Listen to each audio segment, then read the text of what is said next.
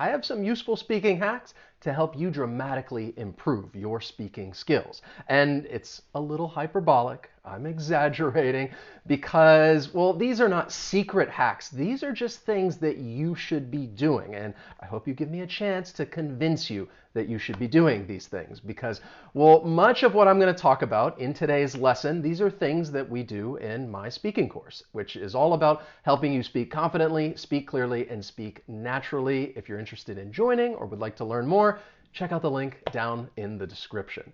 So the first speaking hack that I have for you is just one word, and that's shadowing. We're going to spend a little bit of time on this, so again, allow me to convince you. So shadowing is when you listen to something and you try to say it in the exact same way. You're using the same pronunciation, the same speed, the same intonation, the same emphasis. So think about singing a song. You're not just going to say the words like you're just reading it. You're going to actually try to sing it and say it in the exact same way. Hold me closer and I feel no pain every beat of my heart. So my recommendation would be to listen to something, say it, and let your ears do all the work. Let's take, well, the song by the Beatles, Let It Be. You're not just going to just say these words, let it be, let it be, let it be, let it be. That is not shadowing. You're trying to say it in the exact same way. Let it be, let it be, let it be, let it be. And I'm not going to keep singing. I know I'm not a very good singer, but you get the idea. And when you do this, you end up working on things that you may not realize that you're practicing. So let's look at the T in let. We're going to pronounce this as a flap T. That T comes between two vowel sounds, so it's going to sound like a flap T, which is more like a soft D. Let it. And we can take that consonant D sound and link it with the vowel sound in it. And linking is part of connected speech. Let it, let it, let it be. When you're shadowing, you don't necessarily have to study and learn about the flap T or even linking. You're just going to do it naturally as you say it the same way that you hear it. Again, let your ears do all the work. Listen to the following. Where did you meet him for the first time? Where did he come from? Who is he? In just those few sentences, there were several things going on when it comes to connected speech. Assimilation, elision, and linking. And again, it's good to know these things and understand them, but it's not necessary in order to practice. So let's break this down. Where did you meet him for the first time? So that final D in did, we can blend that with the beginning Y sound in you. That's assimilation. And when they blend together, you get a J sound. Where did you? Where did you? Now, meet him, that H, it's going to elide, and that's part of elision. This is when sounds get removed. And this can often happen with the H sound in words like he, him, or her when they come in the middle or at the end of a sentence. Now, the final T in meet, you can use a flap T and then link that soft D sound with the vowel sound in him. So it's going to sound like meet him, meet him. Let's listen for it. Where did you meet him for the first time? And then the next two questions, we also have elision and linking. Where did he come from? Who is he? So that H is going to elide, and then we can link that D sound. Where did he come from? And the same with that final question. Who is he? And then we can practice and say it in the exact same way. Say it with me right now. Where did you meet him for the first time? Where did he come from? Who is he? Where did you meet him for the first time? Where did he come from? Who is he? I have another sentence that I want you to shadow, but my name is in it, so I should probably go ahead and introduce myself if this happens to be your first time here. My name is Wes. The channel is Interactive English. It's all about trying to help you reach your fluency goals. If that's what you'd like to do, please subscribe, turn on notifications. That way I can become your teacher.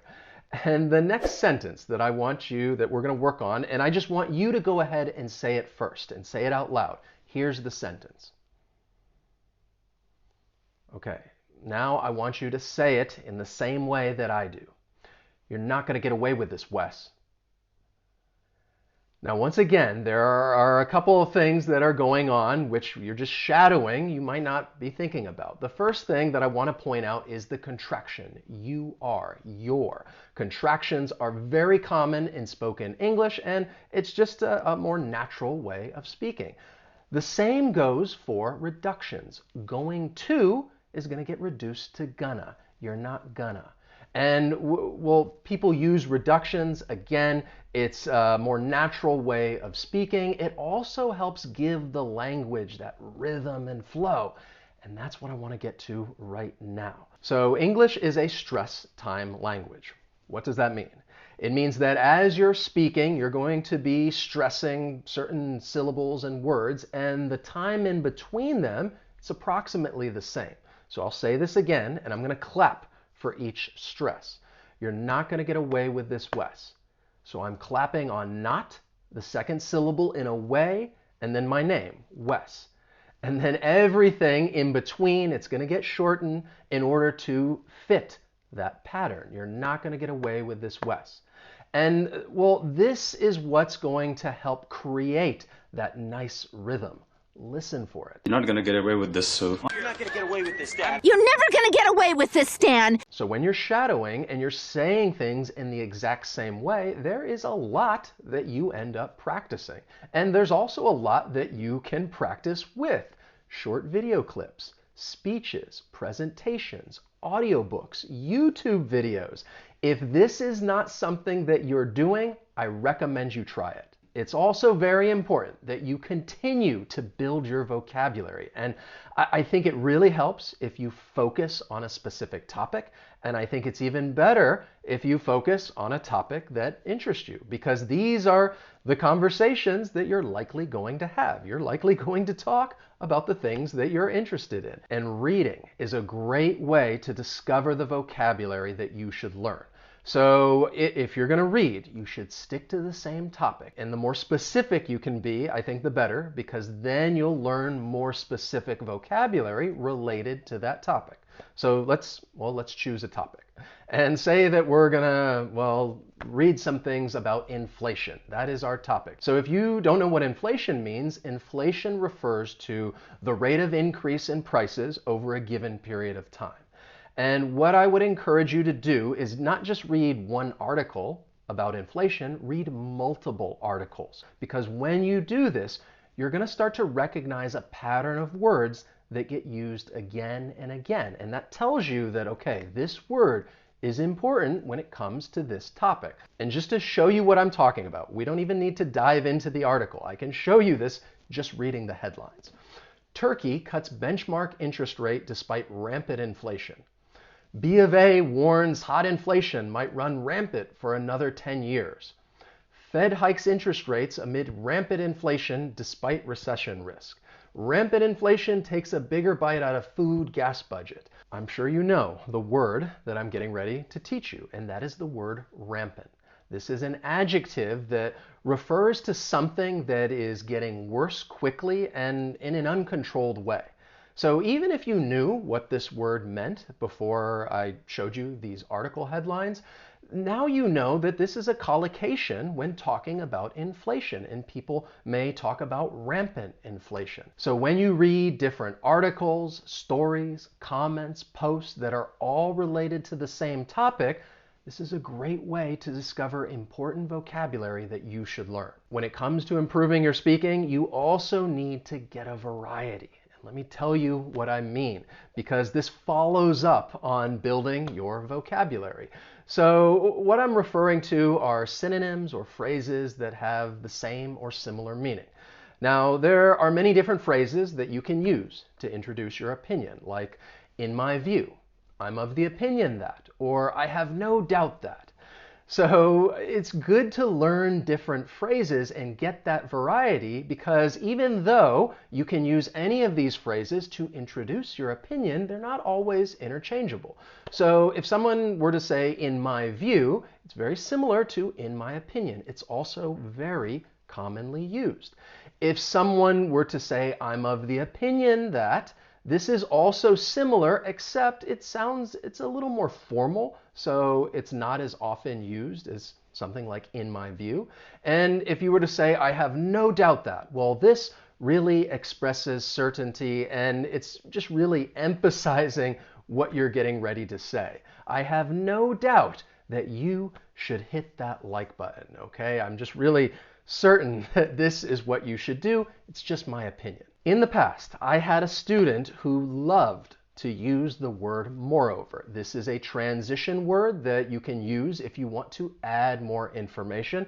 It sounds a little more formal, so it's not a word that's commonly used in just everyday conversation. However, when I would speak with this student, they were constantly saying, moreover, moreover, moreover.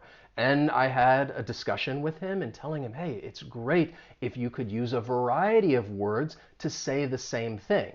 Also, in addition, furthermore, when you use a variety of words and phrases, even to do something as simple as expressing your opinion, it's going to make your conversations, your presentations, your speeches more appealing to the listener, and that's important. It's also vital that you build your confidence. This is key when it comes to improving your speaking skills. So, building confidence is something that takes time and practice. And, you could relate this to just about anything, sports, work. Let me give you a scenario. Let's say that you are going to take place in a competition in 1 month. Now, on one hand, you don't practice at all for the entire month, and on the other hand, you practice a little bit each and every day. In which scenario do you think you would have more confidence in your abilities? Of course, I'm sure you chose the second option, in which you practice a little bit each and every day. So I don't think I need to convince you that practice is a good thing. So let's talk about how you can practice. Today, we live in a world in which many people would like instant gratification, and that can be challenging when talking about something like building your confidence. However, if you're looking to give your confidence a real boost, I have a suggestion for you. What I would recommend is that you get outside your comfort zone within a comfortable environment. And let me explain what I mean by this. So when you get outside your comfort zone, that means that you are pushing yourself in ways that you're not used to. And that could mean, well, giving a presentation in front of a group, or perhaps you're talking about a topic that you don't know much about, or maybe doing a role play or making up stories. When you push yourself to do something and then do it and accomplish that goal, well, then that can build your confidence. But there can be a downside, because when you get outside of your comfort zone, sometimes it can make people nervous, a little anxious, and that's why the next part is important. You want to do this within a comfortable environment. That's going to make it easier for you to get outside your comfort zone. And this can really give your confidence an immediate boost. It's one of those, I can do anything if I put my mind to it type of approach. But you don't always have to build your confidence in this way. You can also do it slowly over time. You probably feel more comfortable talking about the things that interest you. Maybe you've had these conversations before, and that's great. I want you to keep having them, because repetition is a good thing. And this goes back to the practice that I was talking about. And you can relate having casual conversations to giving a presentation.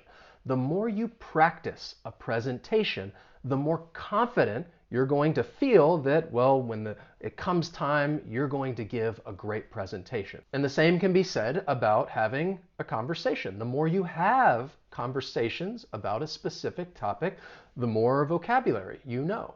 The more comfortable you feel, well, talking to others about this topic, you're just going to feel more confident engaging in conversation.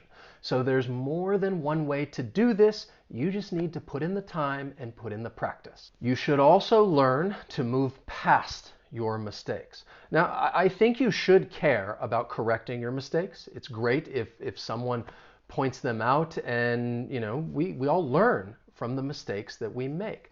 But I don't want making mistakes to give you anxiety to the point where it just becomes more difficult for you to communicate. And that's what I'm talking about when I say move past them. Just know it's okay to make a mistake. If you can understand the correct way of saying something, make a note of it, and then the next time just try to use it correctly.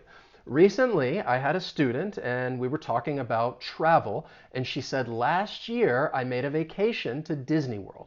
And I told her that if we're talking about a vacation, then you'd want to use the verb take, to take a vacation. This is a common collocation.